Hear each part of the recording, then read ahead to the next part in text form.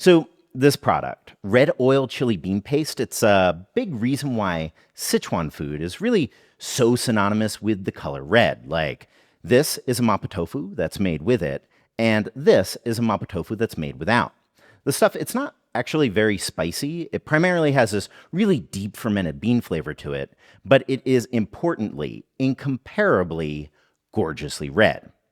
But something that I've seen when people are trying to hunt this down for their mapo tofu or whatever is honestly a lot of confusion.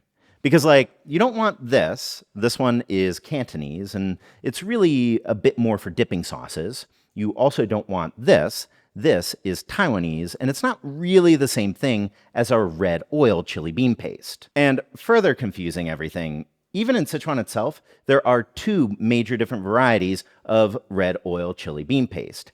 There's this, and there's also this, which is in turn made from this. So, red oil chili bean paste variety number 1, which is a chili bean paste that's been aged together with oil, which is basically what this product is here, which is honestly, for most home cooks, the standard kind of red oil chili bean paste. If you see a recipe online calling for pixian doubanjiang, whether it's in English or in Chinese, 99 times out of 100, they're going to be calling for this thing. The way that it's made is by fermenting broad beans together with chili pepper and a whole bunch of salt, and then taking that and aging it together with oil inside of a fermentation crock. I'll leave an English language recipe for the stuff if you're in the market for a fermentation project, but you can also just buy this bottle. It's easy, it's ready to go. But there's also chili bean paste variety number 2, which is a chili bean paste that's been fried with oil. Now, this, I think you might be able to tell, is a homemade red oil chili bean paste that is, in turn, made from this, which is a not homemade, oilless pixian doubanjiang. This specific pack here, it's pretty popular in restaurants, but in Sichuan itself, at the markets, you can also find some more artisanally made varieties. What you'll do is you will get your oil-free pixian doubanjiang, and then you'll bring it home, and then you'll fry it on low together with a bunch of oil, and then you'll take that, reserve it, and save it for dishes. So, if you've gone online and you've mistakenly bought a pack of this, know that it actually is a pretty nice product, but also know that it is not quite ready to use just quite yet. Again, you're gonna need to fry it. Now, there's a couple different ways that you can fry this stuff. You can also flavor your oil, which we'll show you how to do a little bit later. But first, let's just show you how to get this guy ready to use. So, assuming a base of about 100 grams of our packaged pixian doubanjiang, we're going to be using a half a cup of oil. Now, the oil that we're using today is this, caijiu, which is a sort of virgin rapeseed oil that's very traditional in Sichuan cooking. Now, caijiu, unfortunately, it is a raw oil. So first, we're going to need to cook it.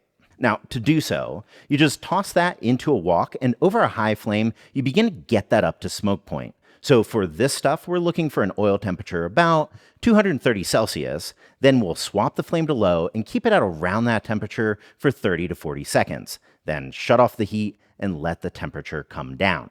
The reason for this move is whenever you're working with any kind of raw oil, like this kind of caijiu, or if you're in Guangdong or Guangxi, a more kind of artisanal peanut oil, or maybe an Indian mustard seed oil, which is our common caijiu sub, cooking it first is going to be a pretty important step to really remove its pungency. With most mass-produced oils, even the nicer ones, you're not going to have to do that step, so you're probably not going to need to do it.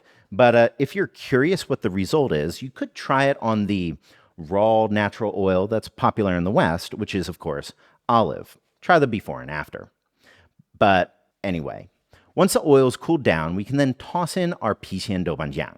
And over a low flame, we'll start to fry it. You'll be looking for the oil to start to stain red, which is going to take about 10 minutes over a medium-low flame. You're going to be done once the oil's been stained and the chili peppers inside of the doubanjiang have started to curl slightly and ever so slightly lose the color like this. And then you can just toss that in a bowl and jar it up once it's cooled down. But With that said, though, we should probably talk about color. Because, like, this is the color that we just fried up, and this is the color of the packaged bottle. Now, this one, it is going to get a bit darker as it sits, but trust me that it is never going to get as red as the one that's actually been fermented together with the oil.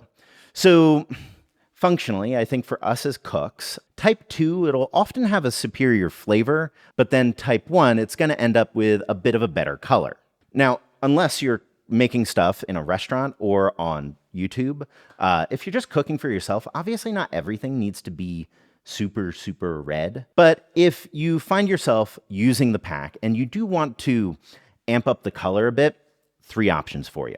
First, if you're using this, you could also try adding a half part of a red fragrant chili powder to your recipe.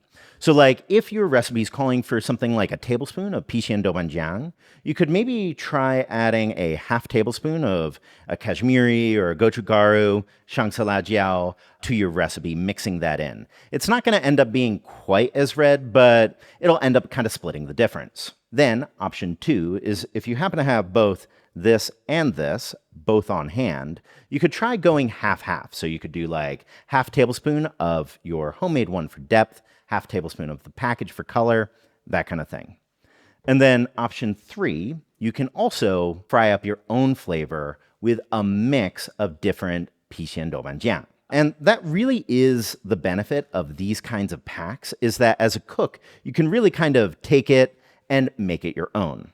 Now, the most common way to make it your own is to mix different ages of Pixian doubanjiang. So today, we're going to be doing 3 parts of a Hongyo Pixian doubanjiang, the red one, 3 parts of a 1-year Pixian doubanjiang, that's the pack, and then also 1 part of a 3-year Pixian doubanjiang, which is a little bit saltier, but it has this really deep fermented flavor to it. Now again, this is just our mix. 1-to-1 is another very classic mix in Sichuan. But again, you can just make it your own because in addition to that, you can also, if you want, add in a bit of spices and aromatics. So today we decided to go with a 1/4 of an onion and about 3 inches of smashed ginger, together with this spice mix right here, which we tossed in a bowl and wetted with a bit of baijiu liquor, and vodka would also work great. Then we'll cook 1 cup worth of our rapeseed oil, just like before, let it cool down, just like before, and then add in the onion and the ginger and let those fry over a medium flame. After about 5 minutes, we'll then toss in our liquor-wetted spices and continue to cook. Once the onions are nice and golden brown, about 5 minutes more, strain that all and then return the oil back to the wok. Then add in your Pixian doubanjiangs. We've got 90 grams of our red oil, 90 grams of the 1-year, together with 30 grams of the 3-year. Then slowly fry those again, medium-low flame, for about 10 minutes until red and fragrant, and then out. And with that, you've got yourself a nice and seasoned red oil chili bean paste. So, right, big question whenever you're making any kind of intermediate product in a home kitchen is this actually worth it? Like, is it the bread or is it the butter? And for me, I would say this kind of home fried Pixian doubanjiang, I would say it's kind of worth it. Like, if you're making Sichuan food on the regular, I think the easiest way for you to level up, so to speak, is if you can make a good quality homemade chili oil. And we have a whole video on the topic here. Then the second most important thing, if you can swing it, is going to be a homemade stock. Now, that's obviously a lot more common in restaurant kitchens than it is in home kitchens for a reason.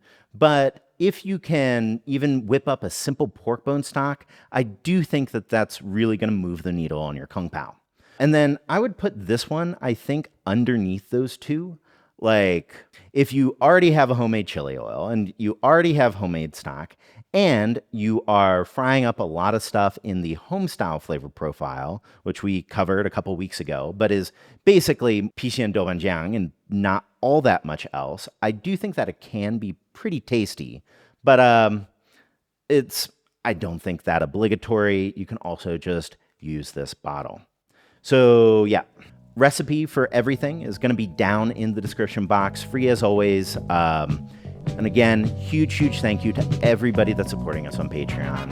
And of course, subscribe for more Chinese cooking videos.